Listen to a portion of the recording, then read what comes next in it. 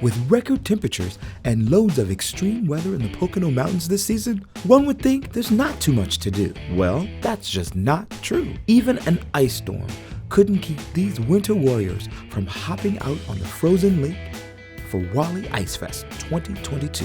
That's right, hockey, hot food, and happy campers. As we arrived, many teams were already battling for top spots, so we check in with one of the event organizers to see what's in store. Hey, it's DJ here with Wally Life, and we are out at, shenanigans! That's what we're talking about! Woohoo! The sun is out, it is freezing! Ridiculous! Talk to us about this awesome event. We had a little bit of a late start because of the weather. Of course, it rained and rained and rained, and we, prayed all night and crossed our fingers. It froze this morning, so we slapped the boards together this morning, and just the team started rolling in. We started putting them on the ice, so now we're just rolling games. Well, this is great. I mean, the big highlight this year is the ice itself. We got well over a foot. We got 8 full rinks going. We got teams playing on all the rinks. Really? Games like lawn games, yard games scheduled too. We have like keg curling on the one side. We have a hoop toss. We have axe throwing. So it's a great event for the whole family, spectating or playing. There's enough to do here for sure. This is pretty cool. We have a hospitality tent. There's bands playing all day today and tomorrow till 1 o'clock. Cool. There's food up there. There's a couple of food trucks from Promised Land Inn and Mountain House, which are local businesses that came out to support us. That'd be a pretty cool event. We got event. a public rink too, so anybody that has skates that want to come down and hop on the ice, there's definitely more than enough ice out here to take your family out or just have some fun yourself. I totally did not know that. That's pretty cool. And then down on the ice, obviously, we have the hockey games, the main event.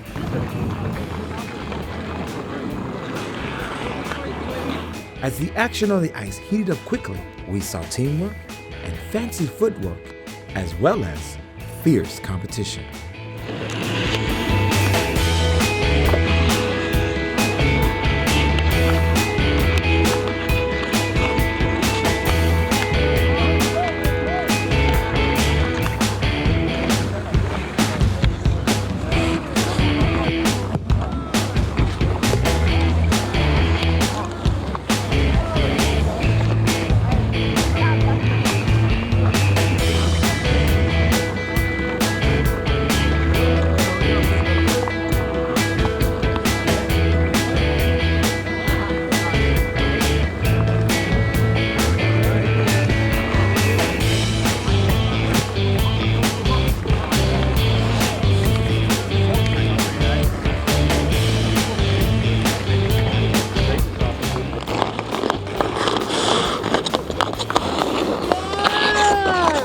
This is the purest form of the sport for sure. This is the very essence of it, yeah.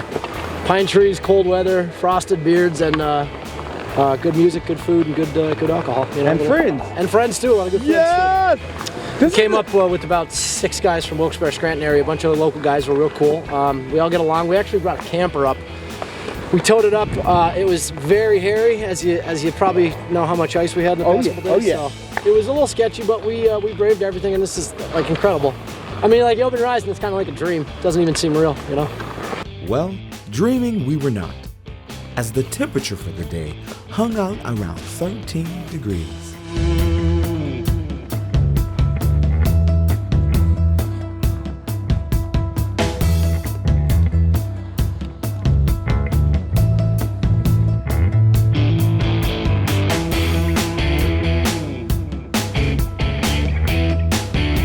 Wanted to find out just what it took to get these 8 outdoor rinks ready for play. So we checked in with Chris.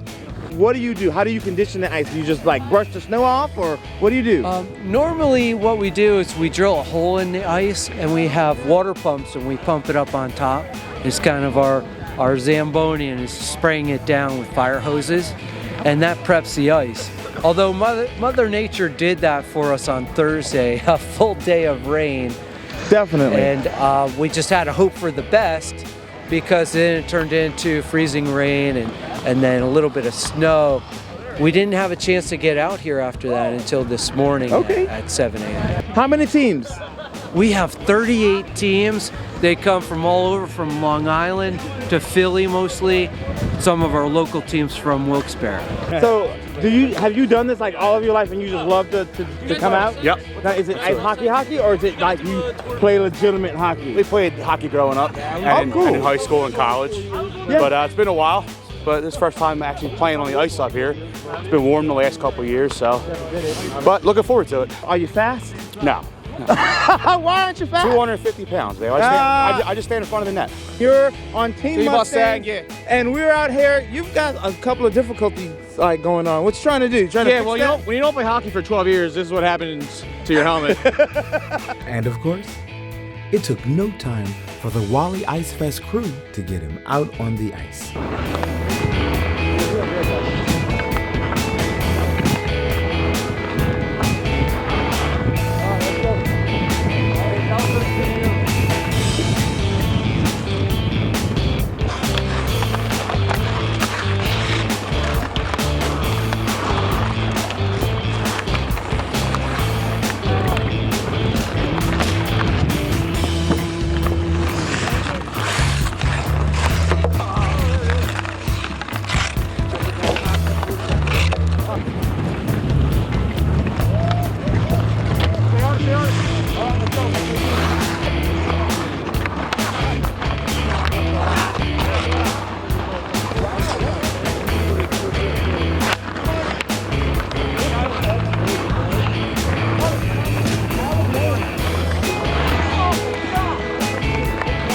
So I'm handling on a volunteer basis ice safety on and off the ice, and any open holes I'm marking.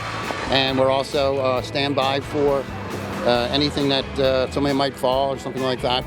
So you came all the way up here because you're from here to do this craziness because it's cold. That's right. So how many years have you been ice hockeying, like being a crazy man? Probably 30 years. Wow. So have you done it on Lake Walden Park? Yes. We found out what other activities Wally Ice Fest has to offer. What have you done today? Like what does volunteering entail out here in this crazy freezing popsicle land? Running around a lot, just doing whatever everyone asks us to do. We're running the games for everyone not playing hockey. So keg curling and golf and keg tossing. So that's what we're doing. I'll be reffing 4 games out here on rink number 4. You dressed for that, girl? Guess we'll find out. Okay. Yeah, keg curling. Keg curling! Woohoo! Now, are you using a traditional broom or you're just shooting that thing across the ice and hoping for the best? Do a nice sample run. Want to do a sample? Hold my. An example of keg curling coming up. Go, go, go, go, go! Yes! Winner, chicken dinner! Work, work, work! 9 points, yeah! With a successful keg curling game under our belts, next stop, the Olympics. Who are we kidding? We'd be lucky just to get a feature in the Ice Fest Folly. So we head up to one of the mini group fires before heading over to the hospitality tent, where we ran into a few friendly faces. She's a nurse and not out here as volunteering as that, but just having fun and helping out the organization. Correct. This is a pretty cool event. It's awesome. But then you're also making cupcakes? And I also make cupcakes. Ooh, danger. Chocolate, vanilla, carrot cake with cream cheese, and Irish car bombs. Dark chocolate Guinness fudge cake, Irish whiskey ganache in the center, and Bailey's buttercream.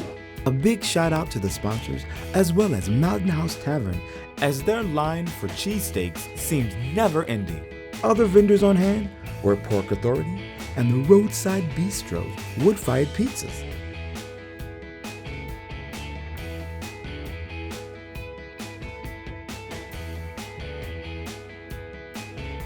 A stop by Hopping Eagle Brewing Company was a must, but they had their work cut out for them, as it was so cold, their taps froze repeatedly.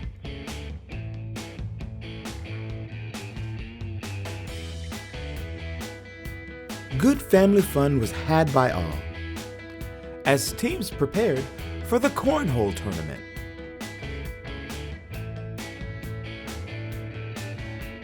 We dropped in for some fun and ran into a few friends. Yes! Bam! Ava's actually here to see her uncle. What's her name? Britain. Britain. Yeah. Ah, we talked to Britain. Did you? Yes. But we didn't know that he was what? Uncle Britain. And OG Bucks. An original OG Buck. Yeah. So that means that he's been ice skating up here on Lake Wally Ice Fest for 30 years. Yeah. And that's exactly what he said. Yep. That's pretty cool. Yeah. All right, OG Bucks might have a shot at taking home that tournament trophy. Let's see what happens. And when the wind and weather was too much, we took a break from all the outdoor action for some live entertainment in the hospitality tent. On the rooftop, shouting out, baby, I'm ready to go.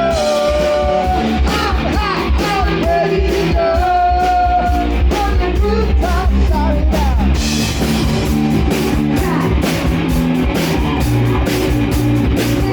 I'm ready to go. Baby, I'm ready to go. Baby, I'm ready to go.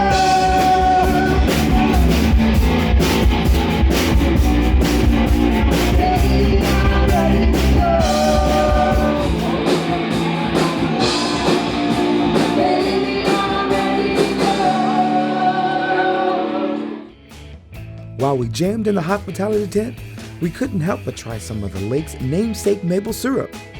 And boy, was it sweet. It was so good, we had to buy a bottle or two. And we made a new friend.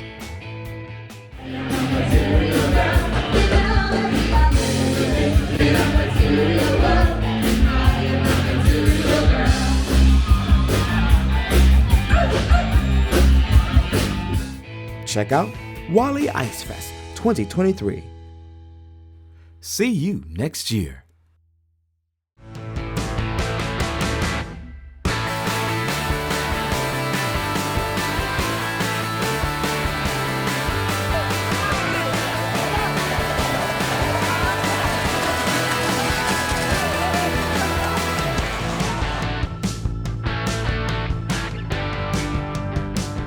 Another timed event is the sawing competition. You'd be surprised just how exciting this really is.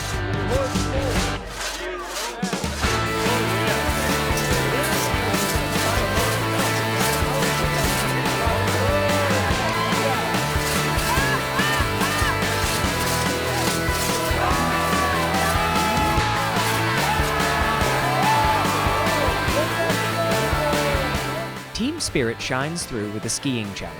Coordination and balance are a must.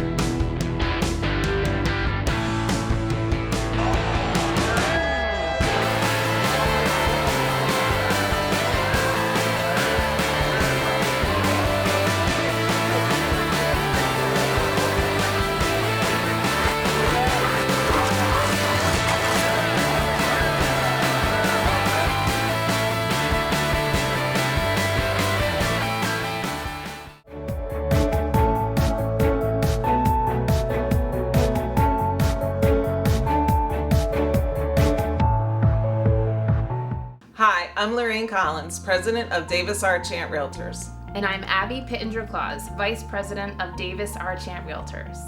Chant has been serving the Lake Wallenpaupack region for over 58 years, and we are proud to say we sell more homes by volume than any other real estate company in Northeast Pennsylvania.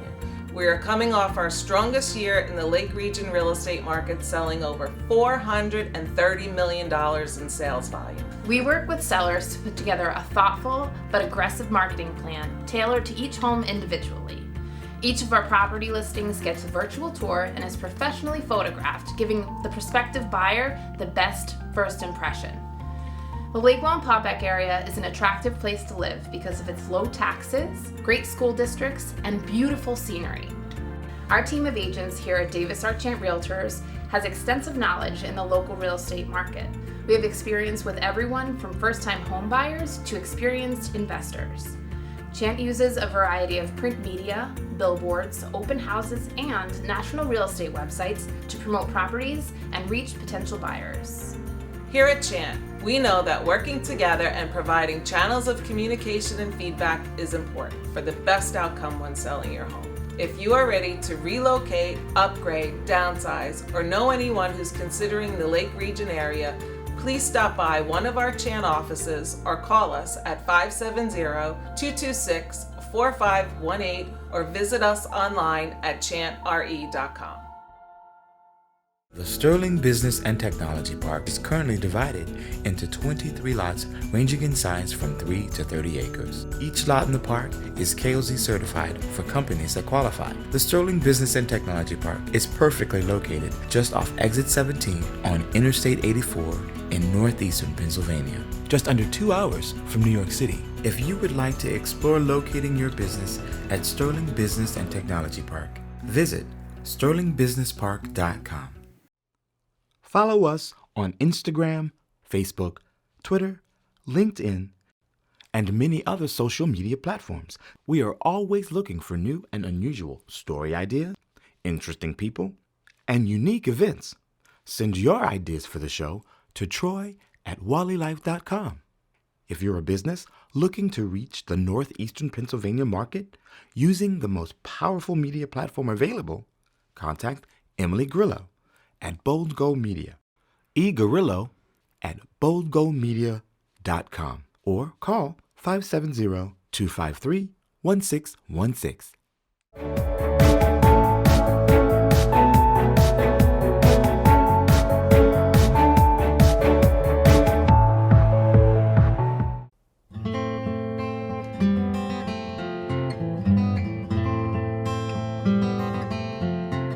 Centuries ago, in a land far, far away from the Pocono Mountains of Pennsylvania, lived a priest named Valentine of the Roman Empire. He was known throughout the land as a man of boundless love and charity. With great compassion and heart, he sheltered Christians from the persecution of Emperor Claudius II, who had put him in chains.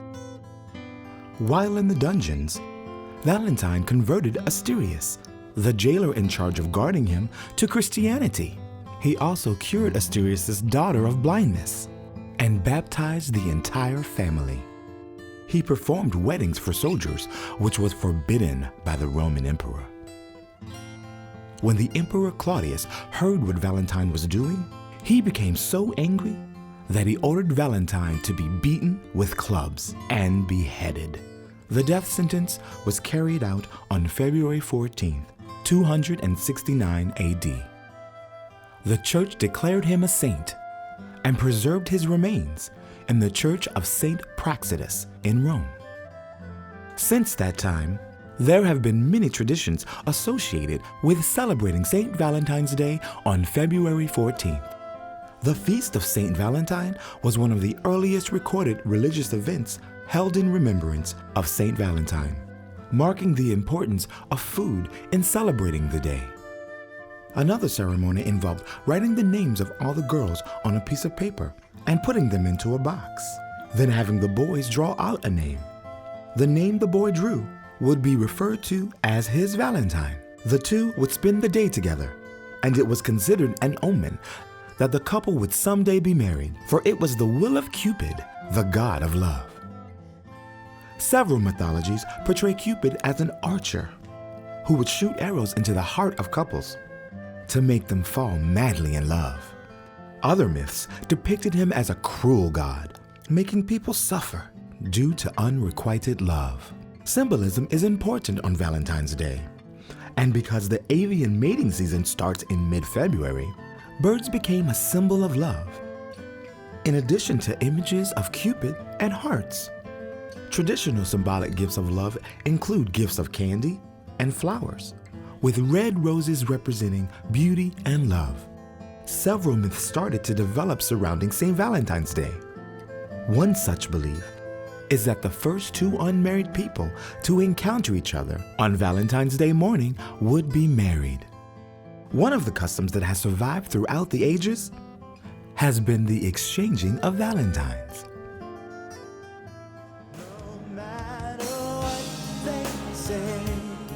Whatever comes your way, no matter what games they play, love goes on.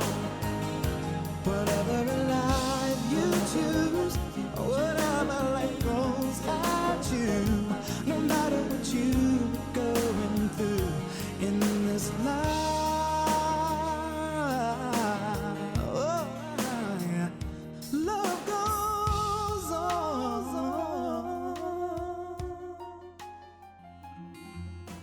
the tradition has gone from doing special deeds for someone to trading handwritten poems, prose, songs, and drawings, which were usually comic, burlesque, or sentimental in nature.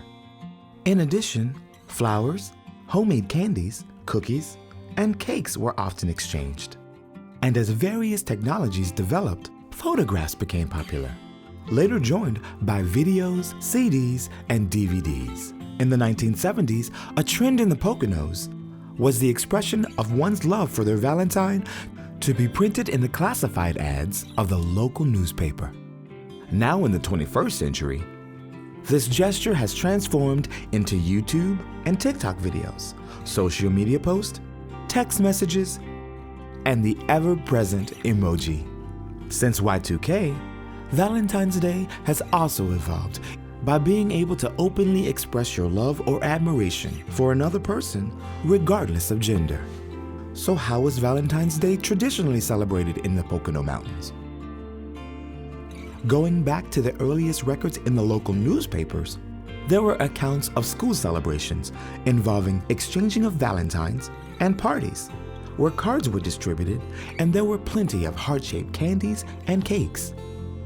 In the 1800s, the religious significance of observing St. Valentine's Day was still observed in the Pocono Mountains, and local papers carried historic accounts of how Valentine's Day originated. At the turn of the 20th century, there was less emphasis on the religious significance of Valentine's Day, giving way to more social activities. Ladies' luncheons and teas were common, with potluck dinners, gatherings at restaurants, and parties held throughout the day. Sending commercial greeting cards to one another has also become popular. In those days, Valentine's cards were traditionally sent by mail, and anyone living in the Poconos is well aware that February can bring some of the coldest and extreme weather to the mountains. There were many accounts of parties being postponed, and Valentine's cards unable to be delivered by the postal service on February 14th that arrived many days later due to record-setting blizzards. Travel by horse-drawn sleigh, cross-country skiing, and snowshoeing were their best forms of travel over snow-packed terrains during winter storms. In the mid-20th century, social gatherings expanded to include Valentine's Day dances, card parties, and even costume parties. Boxed candies, flowers, dinners, and TV shows marking the occasion. Romantic overnight stays or weekend getaways, along with February 14th engagements and weddings, grew in popularity as well.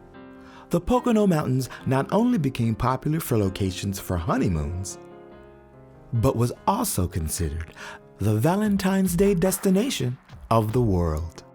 Historically, the favorite gifts exchanged in the Pocono Mountains included lingerie, jewelry, photographs, bouquets, corsages, chocolate hearts, and other candies. The papers often carried ads for gift suggestions, which included new kitchens, washing machines, dryers, cars, golf clubs, watches, and many other high-end gifts. During the week of February 14th, local papers carried Valentine stories. One local columnist wrote that instead of giving your loved one a box of chocolates, you should buy your wife a snow shovel so that she can get exercise and stay in shape. And the response from the wife was buying the man a pair of sweats so he could go to the gym while she shoveled the snow. Another writer laments the fact that his wife put him into solitary confinement and is treating him badly because when he gave her a wrapped box of chocolates from the local department store and she opened it, it turned out to be a box of milk-bone dog biscuits. Going on to state that the error in the gift was not his fault. He suggests that maybe dog biscuits covered in chocolate would have been the appropriate gift for Valentine's Day. And don't do what this husband in the 1950s did. He sent his wife a beautiful bouquet of red and white roses. And if you think he was being romantic, think again. He also sent them collect with a bill for her to pay. There are many timeless Valentine stories published throughout the history of the Poconos. One story was of an infant boy abandoned at a poor house in Easton, Pennsylvania. He was appropriately named Valentine Easton and was raised in an orphanage. The name lives on to this day. There was even a popular character by that name, featured as an American intelligence agent in Detective magazine during the 1930s. In 1924, local papers carried a story of a shy young boy named Charlie, who went into the candy store looking for a gift for the object of his secret admiration. He discovers the latest confectionery, chocolate letters. He purchases a pre-packaged box of chocolates and delivers them to the house of the young girl, not knowing how she would respond to his gift or his affection for her. After receiving the chocolates, the young girl proceeds to the candy store and picks out letters to craft her response. She delivers them to the young man's doorstep. Charlie opens the box and decodes the letters spelling, "I love you too." A bit confused, he returns to the candy store, only to find that the box of pre-packaged chocolate letters that he purchased were not random at all, but a message that said, "I love you with all of my heart." Realizing the significance of the original message and the young lady's corresponding response, Charlie went home full of hope and expectations. During World War II, schools would send Valentines to hometown soldiers from the Pocono Mountains, fighting the war far from home. In 1941, Ted Fuller left Milford to join the Navy, and when the United States entered the war, he was stationed overseas on active duty. In 1943, the 5th and 6th graders of the School of Milford sent him a Valentine's Day card. His heartfelt response to the students was published in the local paper, thanking the children for their thoughtfulness and telling them how much it meant to him and those serving in the armed services to be remembered when they're far, far from home. Ted survived the war, continuing to serve in the Navy for many years. These stories of Valentine's Day in the Pocono Mountains are full of humor, love, remembering those far from home, getting together with friends and family, expressing feelings and community. Living in the Pocono Mountains provides the perfect backdrop to create a unique experience with those that you love that will be remembered for many years to come. Use your imagination and some hints from the past as your inspiration to make this Valentine's Day an epic adventure or your own historic event. Here's to hearts and hugs from Wally Life.